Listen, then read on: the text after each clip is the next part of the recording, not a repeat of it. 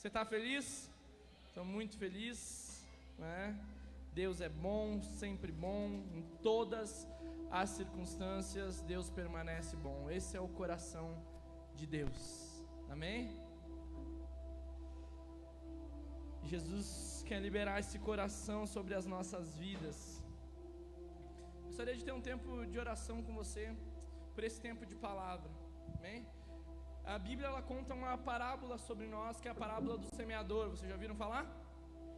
Que sai o semeador a plantar, e o que acontece? Algumas sementes caem sobre alguns lugares, algumas caem na beira do caminho, vem o passarinho, que é o maligno, e rouba. Outra semente cai na terra, mas não tem profundidade, vem o sol e seca. Outra cai em bom solo, mas ela é sufocada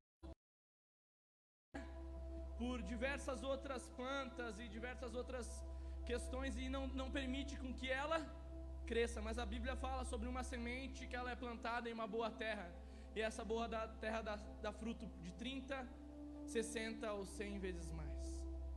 E o que é essa terra? Essa terra é o nosso coração, porque o problema nunca vai estar na palavra de Deus, nunca é Deus o problema, sempre é o nosso coração.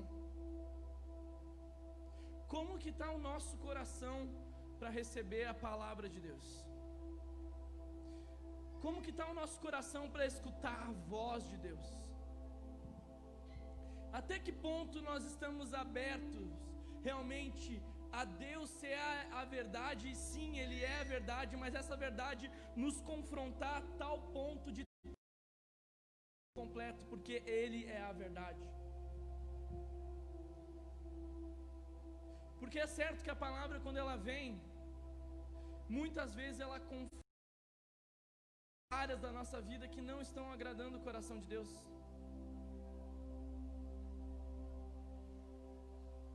E daí, se nós rejeitamos a palavra, não há mudança.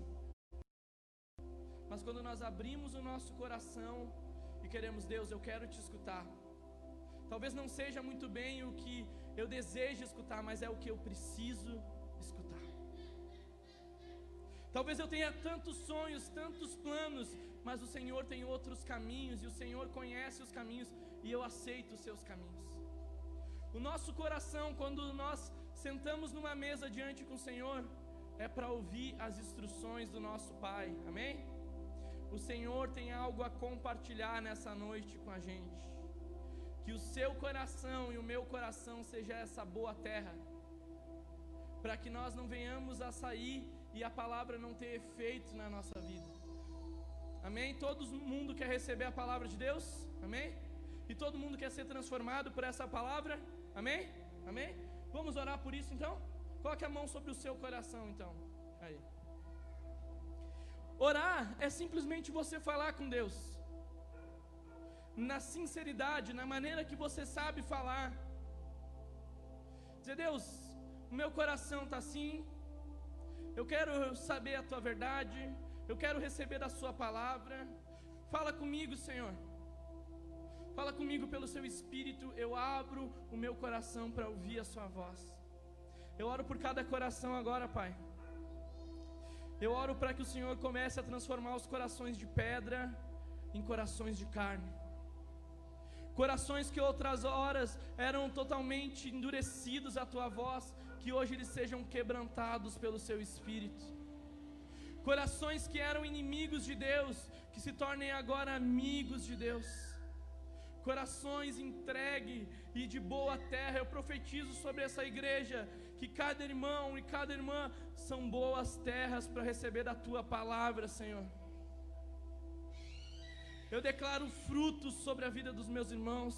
Eu declaro eles recebendo a tua palavra, essa palavra criando raiz sobre a vida, essa palavra sendo transformada por dentro de uma maneira completa e profunda, Senhor. Nós declaramos a voz do seu Espírito Santo no nosso meio. Tu tens liberdade aqui, Espírito Santo, para continuar fazendo o que o Senhor está fazendo desde o começo desse culto. Fala que o Senhor Senhor, nós queremos ouvir a sua voz. Eu oro por entendimento sobre a mente dos meus irmãos, eu oro por revelação sobre a vida de cada um, eu oro por entendimento, Senhor, e entendimento da sua palavra, que o Senhor esclareça as dúvidas. Nós quebramos toda mentira enraizada de Satanás e nós declaramos a sua verdade, Senhor, e a sua voz, em o nome de Jesus. Diga: em o nome de Jesus. Amém. Glória a Deus. Fique atento então. Nós estamos numa série aqui na igreja, amém? E essa série se chama Maturidade. Nós falamos no primeiro culto sobre uma maturidade espiritual, sobre ter uma vida com Deus, nós sermos gerados no coração do Senhor e nós começarmos a crescer diante do reino, tomando responsabilidades, vivendo o propósito, caminhando com Jesus. Que o desejo do coração de Deus, que não é que todo mundo permaneça na mesma vida espiritual, mas que haja um desenvolvimento, amém? O Senhor quer que nós venhamos a crescer. Segundo culto, nós falamos sobre a maturidade nos relacionamentos. Como que nós lidamos uns com os outros? Será que nós sabemos lidar com as pessoas? Será que a gente é bom de relacionamento, a gente é ruim? Será que a gente tem amigos? Não temos amigos? Como que nós tratamos as pessoas? Nós falamos então sobre uma maturidade nos relacionamentos. E hoje nós vamos falar sobre uma igreja madura, amém? Mas para falar de igreja madura, eu vou ter que falar um pouquinho mais profundo sobre uma vida espiritual madura. Porque a igreja só vai ser madura se eu e você formos pessoas maduras, amém? Então o tema dessa mensagem de hoje é igreja madura, uma igreja frutífera.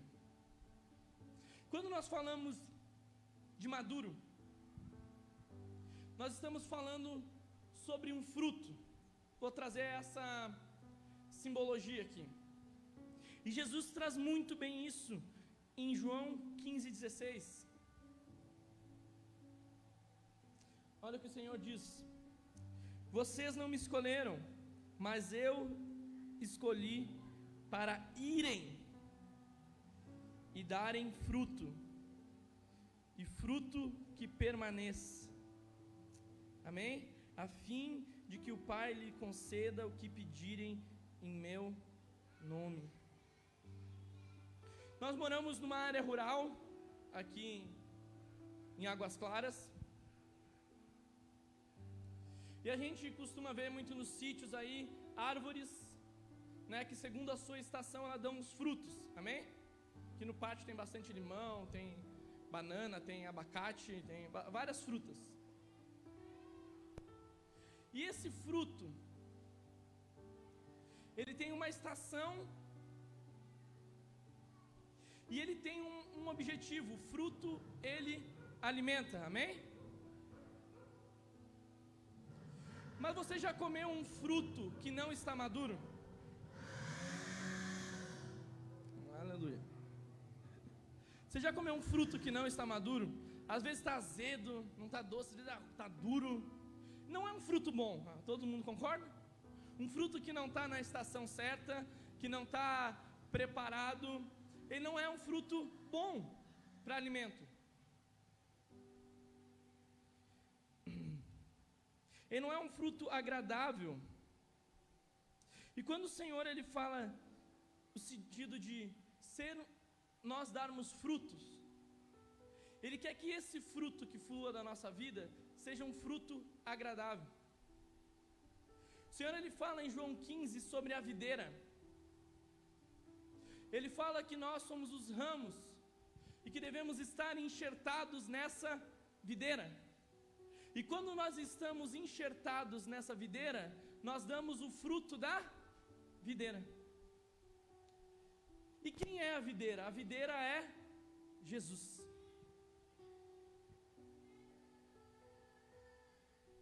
E Ele diz para nós estarmos nele e permanecermos nele. A nossa vida, quando ela está em Jesus e permanece em Jesus, qual o fruto que a gente dá? É o fruto da videira, é o fruto de Jesus, amém? Quando nós não estamos enxertados na videira, ou quando nós não permanecemos numa vida de relação e de amor nessa videira, os frutos da nossa vida que passam a ser dados são frutos que não resplandecem o fruto de Jesus. Porque o único motivo, ele chega a dizer que sem ele nós não podemos fazer nada. Ele fala bem assim, se você ler João 15 e esmiuçar, você vai ver essas frases. O que ele quer dizer? Que sem ele nós não podemos fazer nada. Sem Jesus, nós não podemos dar o fruto de Jesus. O fruto de Jesus, ele não vem da força humana. Ele não é da fruto artificial. O fruto que nós refletimos de Jesus é a simples consequência de nós estarmos em Jesus.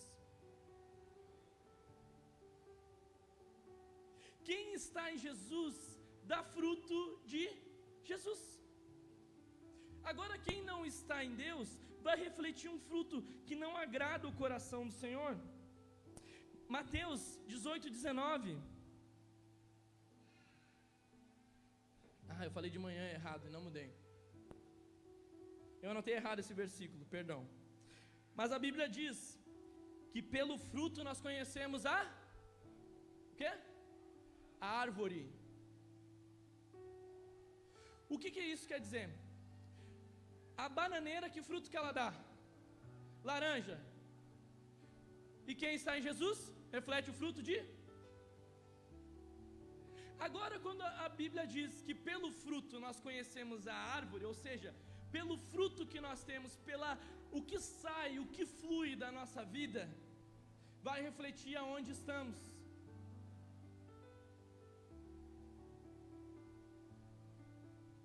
Acharam o versículo? Glória a Deus. Lucas 6:44.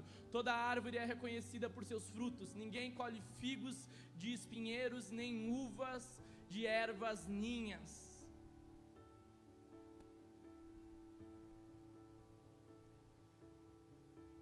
Agora, quando nós entendermos isso, que pelo fruto nós conhecemos a árvore, o que isso quer dizer?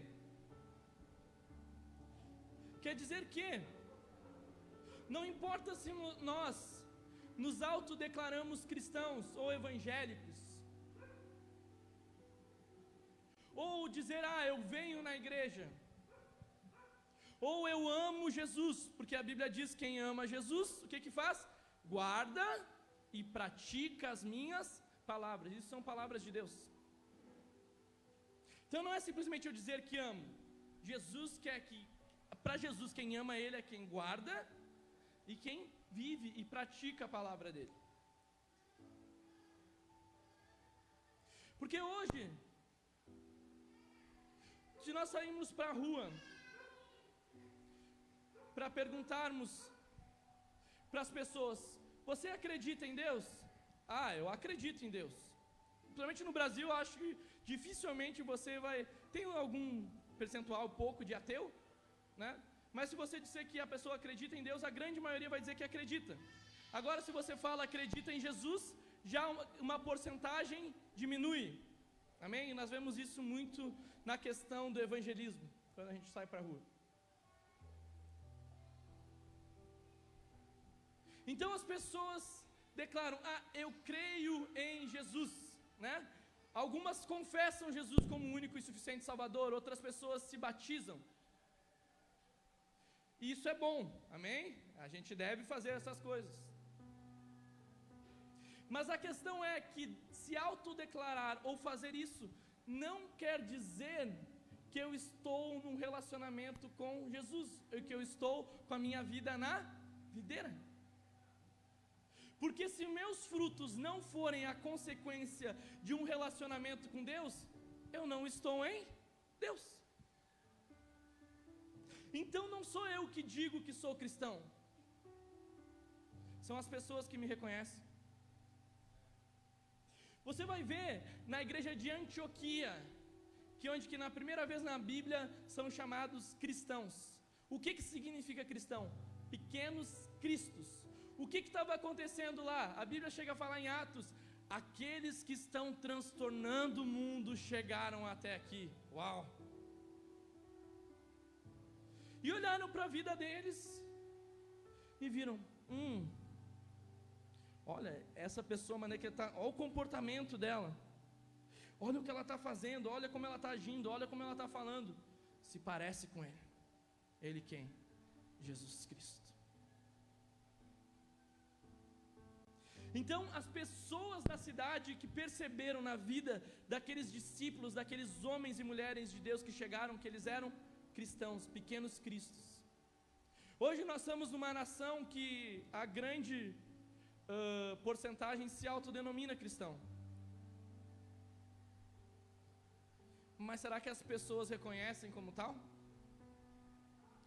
Ou se reconhecem como tal, a partir de que perspectiva de exemplo ou de questão de comparação que elas têm? Será que é a vida de Jesus?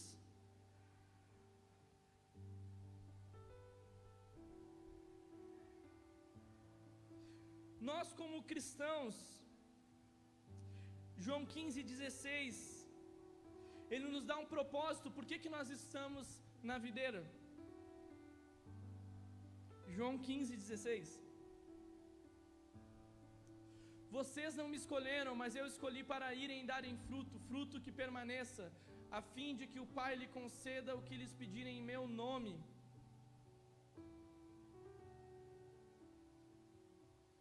Um fruto que permaneça.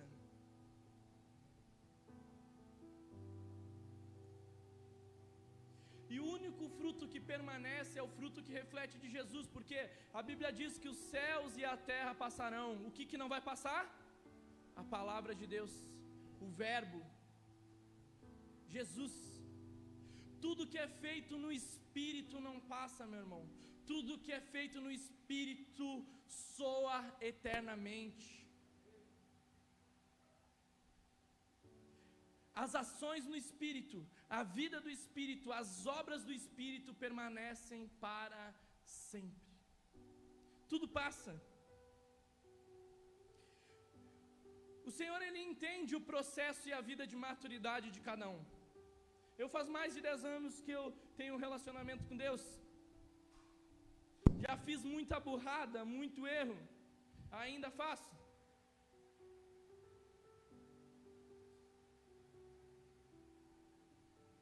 Quando nós entendemos sobre o processo do Senhor sobre as nossas vidas, nós precisamos entender, quando o Senhor nos coloca, nós estamos inseridos na videira, existe um processo para frutificação, amém? Existe uma estação para frutificação. Não se há como cobrar as mesmas coisas a todos, porque as pessoas estão crescendo, estão desenvolvendo, estão crescendo muitas vezes errando.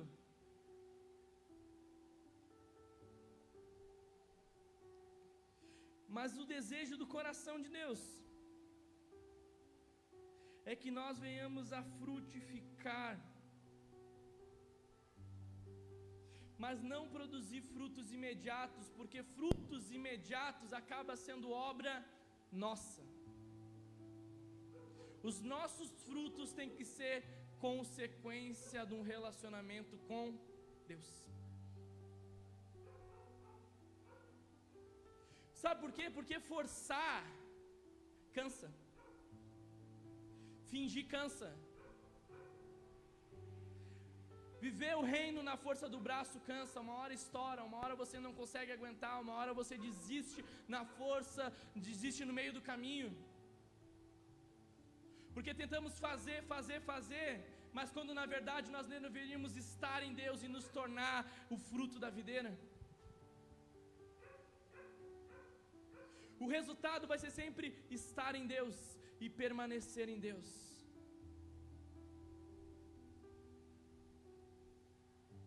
Lucas 13:7 diz assim: por isso, ao que cuidava da vinha, já faz 3 anos que venho procurar fruto nesta videira e não acho, corte-a, porque deixa lá inutilizar a terra.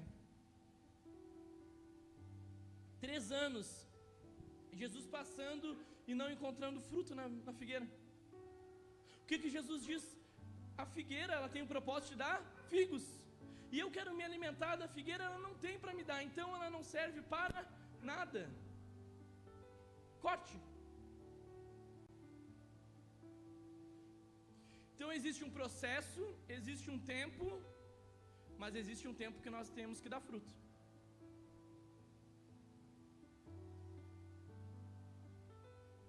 Existe o tempo que nós temos que frutificar na nossa vida. O fruto certo na estação certa. O problema é que chega a estação e cadê o fruto? Chega o tempo de nós responder a Deus e onde nós estamos. Seja o tempo de nós tomarmos posição e cadê a gente? Hebreus 6:8, mas a terra que produz espinhos e ervas ninhas é inútil, e logo será amaldiçoada, seu fim é ser queimada. Ou seja, Ele quer que nós venhamos produzir bons frutos e não maus frutos. Existem pessoas que não conseguem dar frutos bons, e automaticamente, como não, entenda algo, se você não dá bons frutos, você vai dar maus frutos. Ou você edifica a terra, ou você ajuda a destruir a terra. Ou você constrói o reino, ou você ajuda a paralisar o reino. Não se tem campo neutro, meu irmão. Você não vai ver campo neutro na Bíblia. A Bíblia diz que é sim, sim, ou não, não. A Bíblia diz que nos apresenta 2 portas. Uma porta é estreita, que é o caminho que nos leva à salvação. Outra porta é larga, que nos leva ao caminho da perdição. Você vai ver que Deus diz: olha, eu quero que você seja frio, ou seja quente. O morno, eu tenho vontade de vomitar da boca. O Senhor nos chama para decisão. A Bíblia diz: aquele que coloca a mão no arado não pode olhar para trás.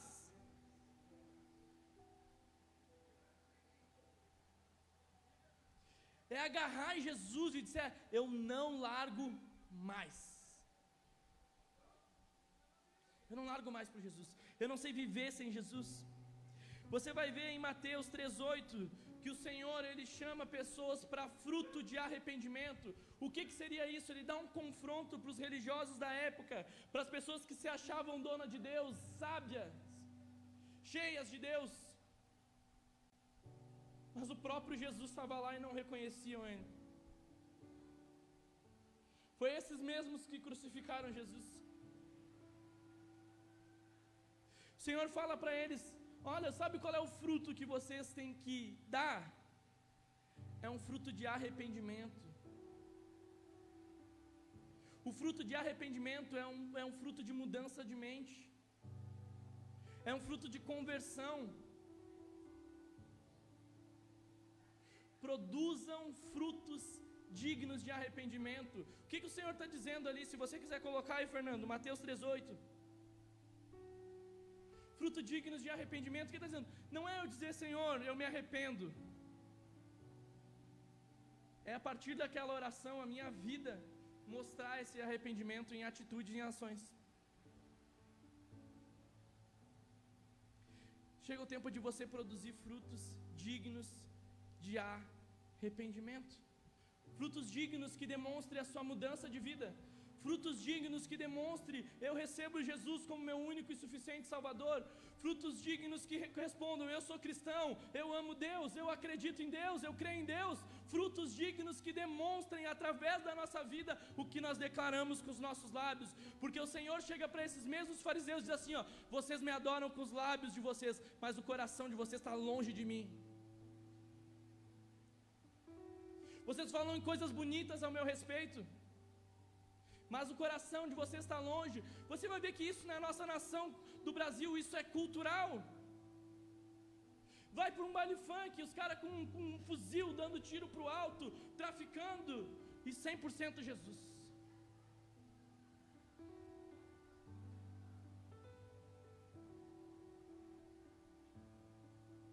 Não corresponde.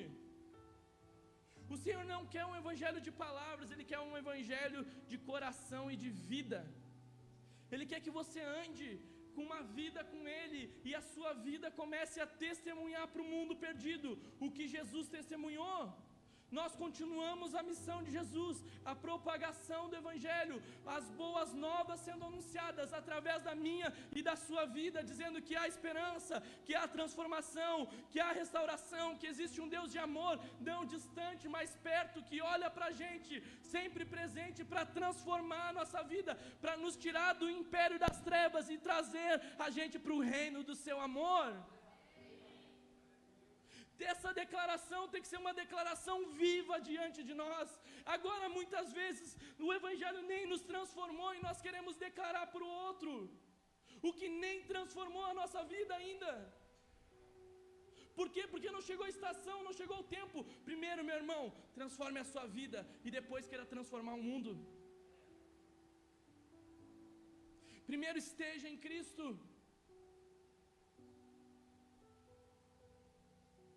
O Senhor nos chama e nos ordena para produzir diversos frutos. Filipenses 1:11, ele fala sobre os frutos de justiça. Romanos 6:22, ele fala sobre o fruto de santificação. Romanos 7:8, ele fala os frutos para Deus. E Mateus 7:17, ele fala: assim toda árvore boa produz bons frutos. Toda árvore boa produz o quê? Bons frutos. João 15:5, olha só: se alguém permanece em mim e eu nele, este dá muito fruto. Ele não está falando sobre pouco fruto, ele não está falando sobre uma vida mais ou menos. Permanece em Deus, Deus permanece na gente, e essa vida é uma vida abundante de frutificação, é uma vida que resplandece Jesus.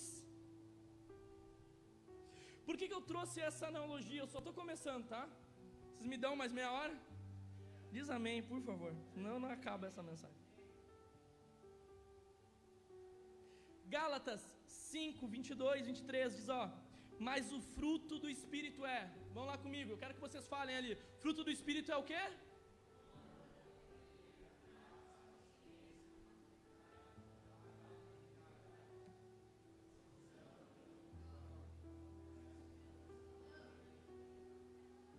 Fruto, ou fruto do Espírito, na verdade. Por que eu trouxe esse contexto para a gente permanecer em Deus? Você vai entender agora. Quando nós falamos sobre uma igreja madura, eu quero que você olhe a vida da igreja como uma árvore com um fruto, amém? E esse fruto, as pessoas vão vir sobre essa igreja, e elas vão ter do que se alimentar.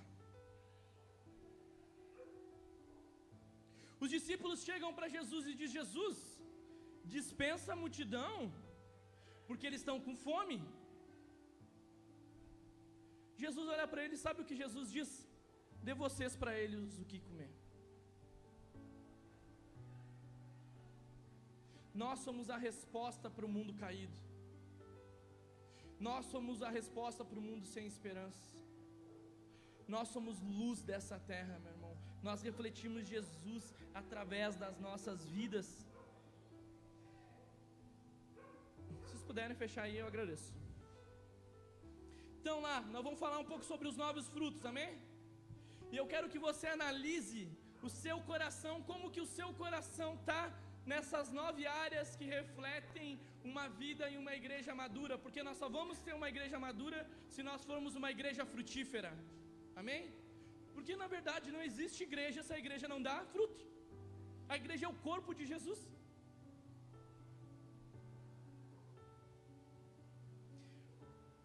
Amor. 1 João 3,14. Olha o que a Bíblia diz. Sabemos que já passamos da morte para a vida, porque amamos nossos irmãos. Olha só, pega essa. Quem não ama permanece na... O que a Bíblia está dizendo? Ela está falando, ó, se você não tem amor, é porque você ainda não nasceu de novo, você não recebeu a verdadeira vida de Deus. Porque porque a principal característica de Deus é o amor. E se nós como cristãos, se nós como igreja não refletimos amor, é porque nós estamos mortos e nós não fomos renascidos para essa nova vida em Deus. Amor, a Bíblia, quando ela fala sobre vida, ela usa duas características. A primeira é bios. Bios é simplesmente a palavra que ela diz sobre sobrevivência. É alguém que sobrevive, existe. Come, bebe, morre, mas não viveu o que Deus queria que vivesse.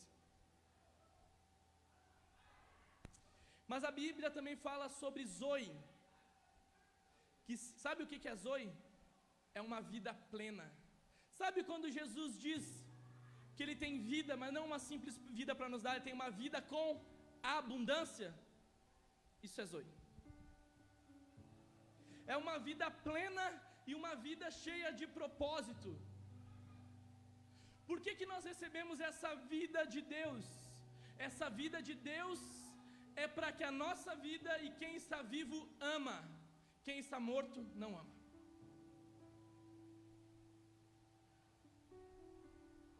O Senhor quer que através dos nossos corações e da nossa vida, isso que há dentro de nós exale, isso que está dentro de nós influencie, isso que está dentro de nós impacte a vida de pessoas. Meu irmão, o amor constrange, o amor sempre vence. Como que é o nosso coração diante do amor? Será que nós sabemos o que é amor? Primeiro, nós não damos amor pela força do braço humano. Vocês já ouviram isso algumas vezes? Nós só conseguimos dar amor se o próprio autor do amor encheu o nosso coração de vida. E quem é o verdadeiro amor? Deus. Então, para nós darmos amor, primeiro nós temos que ter a consciência que nós somos amados por Deus. Quem não se sente amado pelo Senhor, imagina alguém que não se sente amado por Jesus dizer, qual é o teu nome, irmão? Milton. Chegar no Milton e dizer, Jesus te ama, Milton, mas nem eu me sinto amado por Deus, nem eu me sinto cuidado por Deus, eu estou morto, eu nem recebi essa revelação de quanto Deus me ama. Esse meu impacto de dizer isso não gera vida e transformação. Por quê? Porque não é uma verdade, uma convicção nem no meu coração. Então, para eu refletir amor, eu entendo que eu sou amado, eu saio dessa vida de bios e eu vou para uma vida zoe, uma vida plena. Quem tem a vida plena de Deus, a Bíblia fala que dentro dessa vida plena do Espírito sobre nós, ela fala sobre um rio, e esse rio ele não cessa, esse rio transmite vida. Há um rio dentro de nós que não para de fluir de amor. Há um rio dentro de nós que não para de fluir, que transforma a vida. É um rio que todo aquele que tem sede, todo aquele que necessita, com a sua alma se encha, vai encontrar na vida da igreja esse rio fluindo e vai poder beber. Agora imagina, se vem os sedentos, se vem os famintos diante de nós e diz, eu estou com sede, eu estou com fome, me dá alguma coisa, e nós somos uma árvore sem vida. Quando eu quero falar de fruto hoje, eu não quero falar de fruto em mim próprio, eu quero falar do fruto que vai refletir na vida das pessoas. Amor não para mim, amor para o próximo. Amor que flua na minha vida. Segundo ponto, alegria. A Bíblia diz que o reino de Deus não é bebida nem comida, mas é paz, justiça e alegria no Espírito Santo. Quando nós somos impactados por Jesus, meu irmão, quando nós temos um encontro com o Senhor Jesus, é como se fosse, nós estivéssemos numa estrada e viesse um caminhão e nos atropelasse. Não se tem como nós ser as mesmas pessoas depois de um encontro com esse amor. Então essa alegria ela nos toma, meu irmão. Nós recebemos o coração, recebemos o reino como crianças alegres e felizes sobre nós. Você já recebeu uma boa informação e ficou triste? O que é o Evangelho? O Evangelho é uma boa nova, é uma boa notícia, meu irmão. Então, se é uma boa notícia, precisa de alegria. Se nós somos impactados por esse evangelho, nós somos pessoas alegres que refletem o Espírito Santo. Agora, já imaginou alguém com um semblante triste, caído? Alguém vier precisar de alegria e a pessoa dizer para você: a vida está tão ruim. E daí aquele que se diz cristão dizer: pois é, já nem sabemos mais o que fazer, né? O mundo está perdido, sem direção. Pois é. A pessoa, ela queria uma palavra de esperança, uma palavra de alegria, uma palavra de ânimo, mas qual é o fruto que ela encontra? Ela precisa encontrar em nós fruto de alegria, fruto de entusiasmo, fruto que vai colocar a pessoa para frente, que vai fazer a pessoa crescer, que vai fazer aquele que está com a cabeça caída dizer: levanta a cabeça, vai de novo, vai dar certo, Deus tem sonhos, Deus tem planos, Deus tem propósito, Deus está contigo. A alegria de Deus, ela tem que exalar através das nossas vidas. Então nós recebemos o reino com alegria, meu irmão, e nós refletimos o reino com a alegria de Deus. A alegria de Deus, cadê a alegria do Espírito Santo? A Bíblia fala sobre a presença do Espírito Santo, que ela formoseia o rosto. Ou seja, ela resplandece na nossa face a vida com Deus. Quem tem vida com Deus resplandece, meu irmão. Nós somos árvores que permanecem em Jesus, e essa árvore dá fruto de alegria. Paz. A Bíblia fala sobre uma paz que excede todo entendimento, amém? Uma paz que não é como o mundo dá. Quer dizer, o mundo dá uma certa paz, mas Deus dá uma paz. Meu irmão, e isso não tem como explicar para quem não experimenta. É uma paz. Paz, ela fala sobre descanso. Paz, ela fala sobre confiança em Deus. Paz, ela fala sobre entrega, e entregar tudo ao Senhor. O primeiro versículo que eu guardei na Bíblia está em Salmos 37:5, que diz: entrega o teu caminho ao Senhor, confia nele, e o resto Ele fará. Aquilo entrou como uma flecha sobre o meu coração, e eu disse: meu irmão, eu preciso entregar a minha vida para o Senhor, eu preciso confiar nele, e crer que o resto Ele vai fazer. Mas o Senhor nos estica nesse tipo de paz. Nós precisamos refletir paz ao mundo, como igreja madura. Romanos 12:8 diz: façam todo o possível para viver em paz com todos. Ela está falando sobre paz com alguns? Ela está falando sobre paz só com a família de vocês? Está falando com paz aqui na igreja só? Ela está falando com paz com todos. Paz com todos. Agora você, imagina-se, quer resplandecer Jesus, mas é alguém que fomenta a guerra, alguém que fomenta a diversidade, alguém que fomenta conflito. Vamos lá, o Senhor quer nos esticar mais, amém? Quer fazer a gente crescer. Mateus 5:9, olha só, olha o que a Bíblia nos diz. Aqui é a Bíblia, meu irmão. Bem-aventurados pacificadores, pois eles serão filhos de Deus. Olha o que significa pacificador. Aquele que restabelece a paz. Quem busca pacificar, apaziguar, pacifista, o pacificador do conflito. Meu irmão, aquele que está na videira, sabe quando vê dois irmãos brigando, o que faz? Vamos sentar, vamos conversar, o que foi que aconteceu? Não foi bem assim, vamos orar um pelo outro, né? Resolver as situações. Alguém que é pacificador, ele resolve os problemas. O pacificador, ele não se omite diante da guerra, ele traz paz na guerra. O pacificador não joga gasolina no fogo, ele joga água. O pacificador esfria as coisas, não fomenta as coisas. daí temos que cuidar da nossa língua. Será que isso edifica ao falar? Será que constrói? Será que acrescenta ou não? Nós fomos chamados para pacificadores. A vida que nós temos essa paz que excede todo entendimento, não é para eu ter uma paz interior, como eu estou em bem, mas é eu refletir paz. E quem reflete paz, reestabelece a paz no meio da guerra. Se está uma confusão no seu serviço, se está uma confusão no seu colégio, na sua faculdade, seja onde for, você é chamado para ser aquele que vai trazer paz. É interessante demais, Jesus está para ser crucificado, está Pilatos e Herodes naquela guerra lá.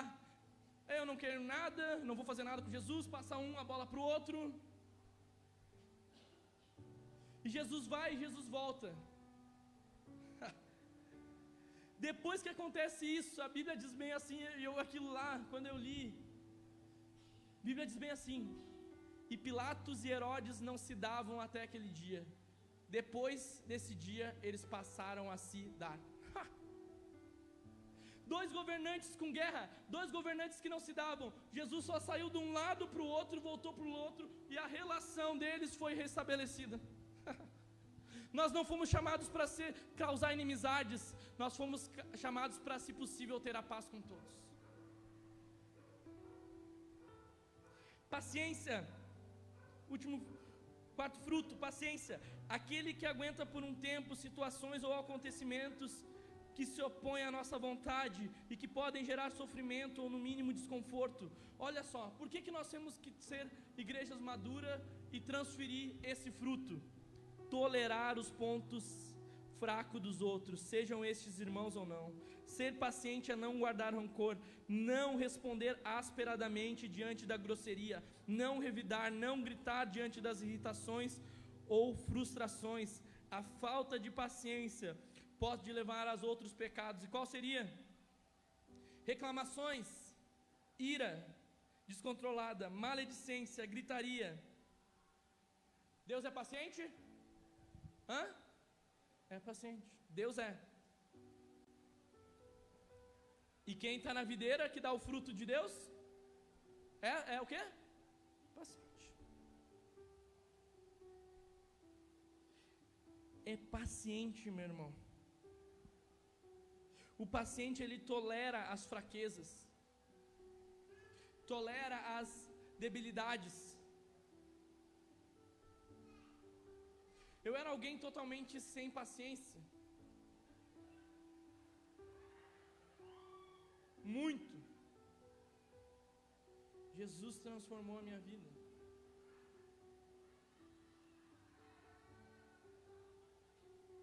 Mas também quando ela fala sobre nos esticar, ela fala sobre a gente ter paciência nas fraquezas dos outros.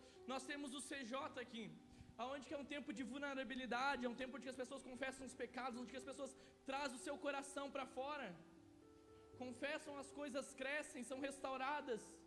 Imagina se uma igreja que não é madura, a pessoa dissesse o seu erro e nós dissemos, não, com esse tipo de erro nós não aceitamos aqui. Não? Nós temos paciência por tudo, toleramos tudo, mas isso não. Se Jesus abraça, se Jesus acolhe, quem é a gente? Se Jesus está sempre com os braços abertos para perdoar, para restaurar, quem somos nós para dizer quem é digno ou não é digno de Deus, ou é digno ou não é digno do perdão?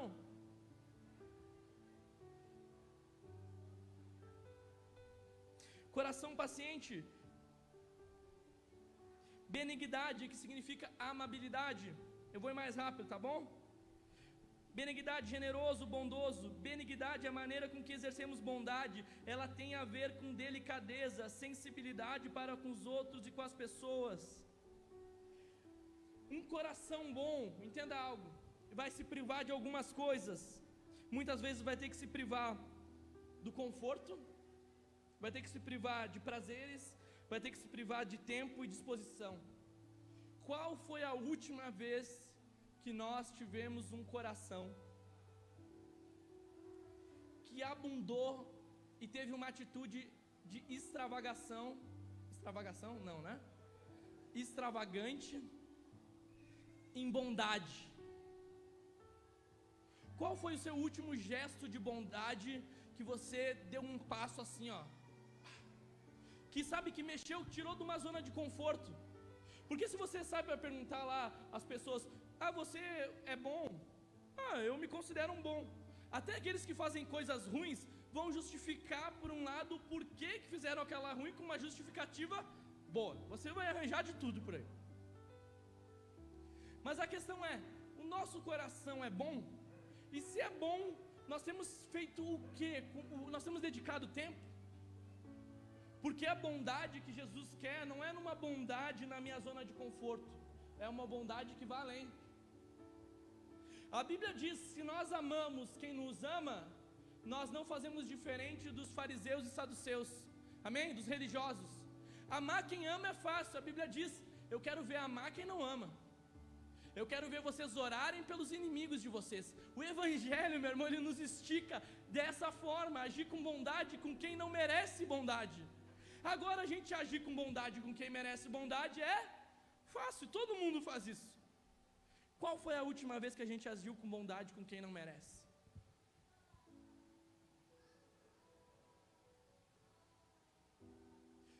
Eu quero que... feche seus olhos aí, feche seus olhos. Eu vou dar um minuto para o Espírito Santo tocar.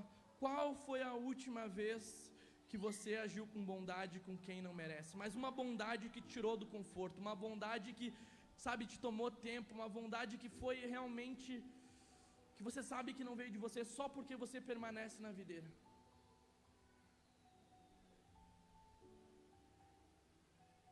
Qual foi a última vez que seu coração avançou assim, ó, que foi dado um passo de fé?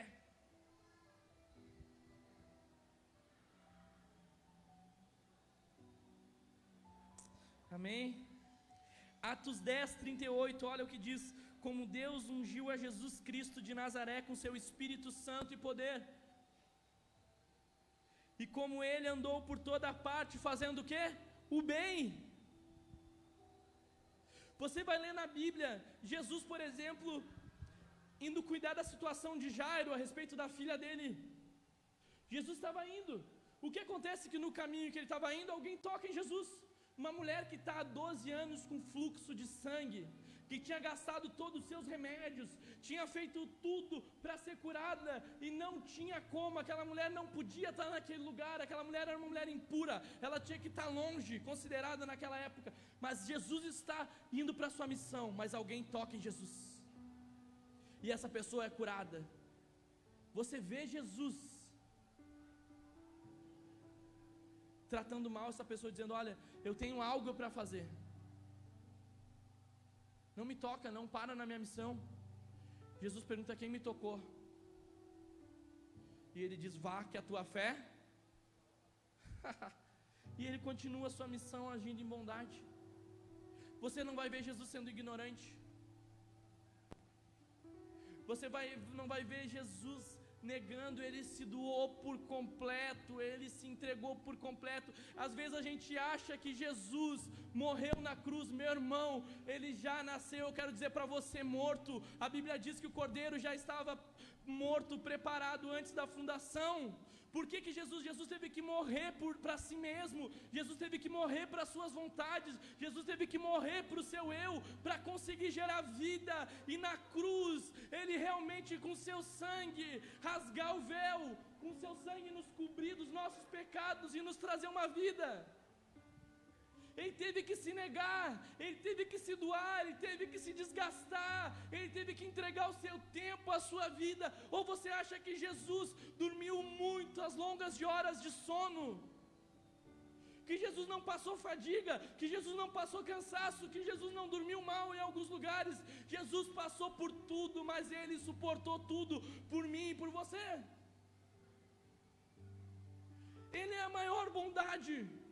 Ele é a nossa inspiração de um coração que nós devemos seguir. Quem permanece na videira tem um coração que reflete bondade. Romanos 12, 21 nos ensina como vencer o mal. Olha só, não deixem vencer pelo mal. Mas como que a gente vence o mal? Com bem, com bondade, com ações de bondade. nós vencemos o mal. Você quer vencer o mal? Quer? Bondade. Revelação de bondade.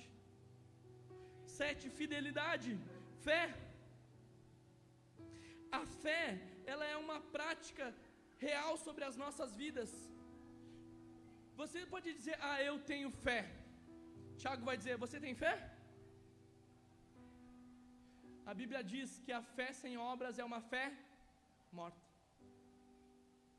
Fé sem fruto é uma fé morta. Fé sem fruto é uma fé inexistente.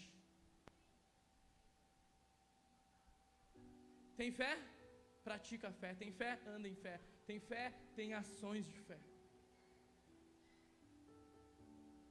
Viva em fé. Se mova em fé. Cresça em fé. Avance em fé. Viva no sobrenatural de Deus em fé.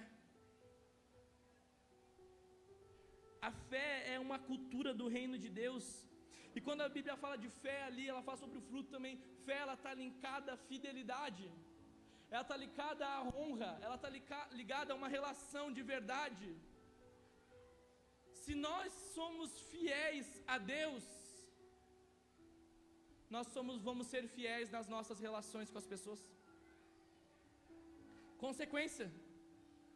Quem está na videira e quem crê em Deus, quem tem a fé alicerçada e fundamentada, a consequência de um coração fiel em Deus, você vai refletir fidelidade nos seus relacionamentos, você vai se refletir honra sobre a vida das pessoas, as pessoas vão chegar sobre você e elas vão ver sobre a sua vida um homem e uma mulher de palavra, um homem e uma mulher que honra os seus compromissos, um homem e uma mulher que anda em verdade. Pegou? Homem e mulher, honra, fidelidade, com coração reto, um coração correto, um coração alinhado. Será que somos realmente pessoas que as pessoas podem confiar em nós? Será que as pessoas podem acreditar em nós? Será que nós andamos em verdade? Será que nós somos pessoas fiéis à aliança? Só mais 2, rapidinho. Mansidão. Mansidão é a maneira com que a gente age às críticas, agressões, situações adversas. Mansidão. Mateus 11:25. Tomem sobre vocês o meu jugo e aprendam de mim, que sou manso, olha só, e humilde de coração, e vocês encontrarão descanso para as suas almas. Um coração manso, um coração tranquilo, um coração que reflita Jesus. Somos mansos? Se essa área da nossa vida é inexistente, é porque falta permanecer na videira, amém? Último ponto, domínio próprio. E o domínio próprio, ele tem 3 ações, amém? 2 eu vou dizer de tipo de pessoas que não têm domínio próprio. A primeira, a que só faz as suas necessidades latentes. Seu corpo é quem manda. Os desejos do seu corpo são aflorados e é eles quem guiam a sua vida. Você não tem domínio próprio. Eu não tenho domínio próprio se eu vivo assim. Segundo tipo de pessoas, pessoas emocionais, só da alma, almáticas, desesperadas, ansiosas, cheios de problemas, de questões para resolver, a voz de Deus anulada, apagada, sabe, faz o que é guiado pela alma, pela vontade sua e própria. Quando der na telha eu faço, quando não dá eu não faço. Mas o domínio próprio, sabe o que é domínio próprio? É subjugar tudo isso ao Espírito. Eu não estou com vontade de orar, mas eu vou orar. Eu não estou com vontade de ler Bíblia, mas eu vou ler Bíblia. Eu não estou com vontade de amar, mas dentro de mim há o Espírito Santo, e o Espírito Santo vai inclinar a minha alma, o meu Espírito, ele vai gerar na minha alma essa vontade, eu vou conseguir agir em amor e em verdade. Eu não estou com vontade, mas dentro de nós, o Espírito Santo tem essa vontade. O Espírito Santo habita em nós, Jesus habita em nós, com todos esses frutos, com tudo isso, com toda essa vida, Ele está dentro de nós. E o que nós permitimos que isso flua? E só vai fluir através de uma relação em Jesus. Nós não fomos chamados para ser árvores secas, sem vida, sem refletir Jesus. Você vai escutar, se você congregar aqui para o resto da sua vida, nós queremos uma igreja relevante, uma igreja que realmente edifique esse lugar que o Senhor nos colocou, que construa sobre famílias, sobre lares, sobre casas, que nos dê projetos, que nos dê sonhos, que nos dê visão de crescimento para tocar vidas e transformar, deixar um legado nessa terra. Fazer história, é isso mesmo, fazer história, construir algo a qual os meus e os seus filhos vão poder andar em cima daquilo que nós estamos construindo nesses dias. Mas para ser uma igreja que frutifique, meu irmão, é necessário nós não esquecer da videira. Sem Jesus nós não podemos fazer nada. E seu coração seja assim, nós não podemos. Mas que o nosso clamor seja assim, Jesus, nós não podemos, mas também nós não queremos fazer nada sem Ti. Nós não queremos construir uma igreja sem Jesus. Nós não queremos construir uma família sem Jesus. Nós não queremos construir um ministério sem Jesus. Nós não queremos construir uma vida profissional, grande, abundante, sem Jesus. Nós não queremos ser reconhecidos pelos homens se Jesus não for ser glorificado, meu irmão. Tem que ter esse clamor no nosso coração. Tudo é para Ele, tudo volta para Ele, todas as coisas estão em Deus e voltam para Deus. Sem Jesus não há sentido de vida, não há sentido de propósito. Para onde iremos se só Tu tens a palavra de vida eterna? Não tem outro caminho, é só Jesus, meu irmão. Ou nós nos apegamos, ou nós entregamos verdadeiramente, ou nós vamos ser umas árvores secas vivendo dentro de uma igreja, sabe, apagando o Espírito Santo, entristecendo o Espírito Santo, vivendo uma vida inconstante, uma vida superficial, quando Jesus está nos chamando, vem que eu tenho mais, eu tenho um rio para você, eu tenho sonhos para você, eu tenho planos para você, mas você está tão limitado, tão pequeno que não consegue enxergar. Você está tão apegado nessas coisas mínimas que não consegue descansar o seu coração em mim e entregar verdadeiramente a sua vida. Para com essa dificuldade de até vir para o culto, para com essa dificuldade de até vir para a igreja.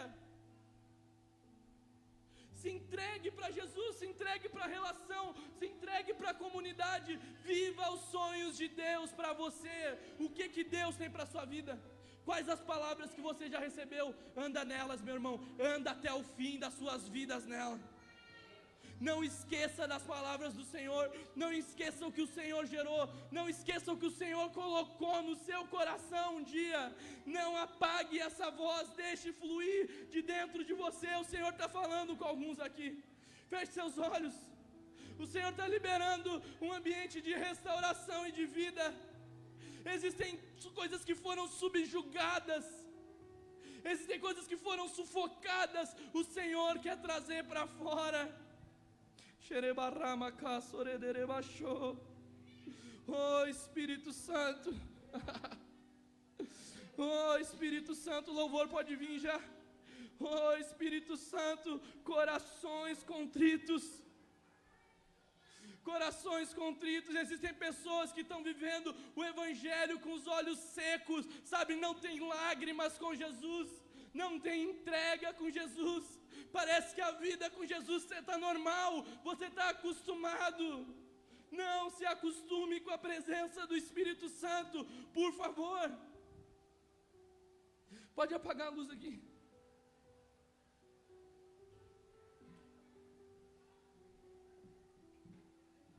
Não se acostume com a presença do Espírito Santo.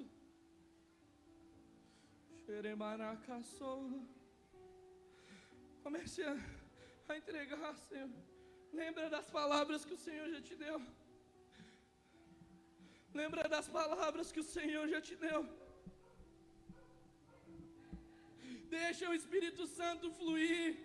Não lute com o Espírito Santo, não resista ao Espírito Santo, se entregue ao Espírito Santo, permaneça ao Espírito Santo. É Ele quem vai guiar a sua vida, é Ele quem vai guiar os seus passos, é Ele quem vai guiar os seus caminhos. E meu irmão, Ele vai cuidar de tudo. Ele quem vai cuidar. Só entrega, só permita com que isso flua de você. E está dizendo, venha para a videira e permaneça na videira. Venha na videira e permaneça sobre a videira.